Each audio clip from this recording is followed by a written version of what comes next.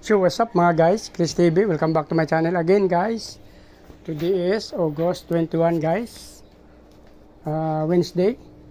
Dito ako sa aking terrace guys. Meron ako ipapakita sa inyo. Meron ako nakuha dito mga fry guys. Yan. Ito guys, dalawang tab pinagkuha na natin. Yung kulay yellow na nakikita sa video, yan yung aking albino na mga lahi albino guys sa isang tab. Tapos yung sa kabilang tab naman yung assorted na molly, yung medyo maliliit. Yan,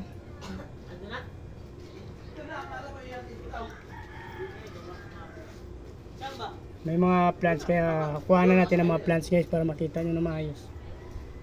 Tinawag yan doon na Angel eh.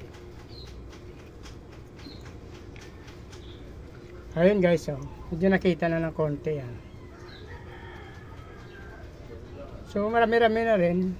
Actually yung ating albino, dalawang ano na yan, magkakapatid na yan, kasi malalaki na yung nauna, tsaka yung mayroong konting maliit yung mga nahuli. So yung sa malaki na dyan guys, nagbawas ako doon ng 5, since yung mga parents doon namatay na, nakita ko mayroon ng mga namamatay. So isang female na lang doon, tsaka isang male na naiwan.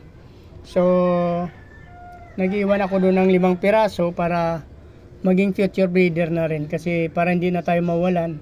So yung albino na yan, kasi kakaunti na lang yan ang lahi nila. So nag-iwan tayo doon ng 5 piraso para sakaling lumaki sila, yun na rin ang susunod nating future breeder. Pero meron pa rin naman tayo doon sa baba din ng mga grow out.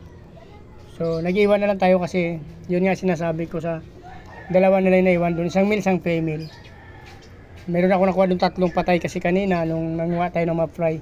Ito guys, yung mga maliliit na to, yung mga black or gray ba yan?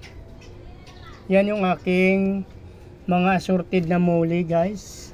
At the same time, sa isang tab din, may nakuha tayo dito sa aking ito guys, assorted to, parang hybrid natin na lahi. Mayroong maliit at malaki din, so ibig sabihin dalawang beses na to, dalawang female ang nagbuga dito guys, no? Yung nauna yung medyo malaki, tsaka mayroong maliliit ng konti guys. So yun ang pangalawa. So hindi ko sila dapat kinukuha dito, kasi since wala namang paglalagyan. Ngayon nakakita na ako ng nakagawa na ako ng paraan at mayroon na akong paglilipatan sa kanila. Oy!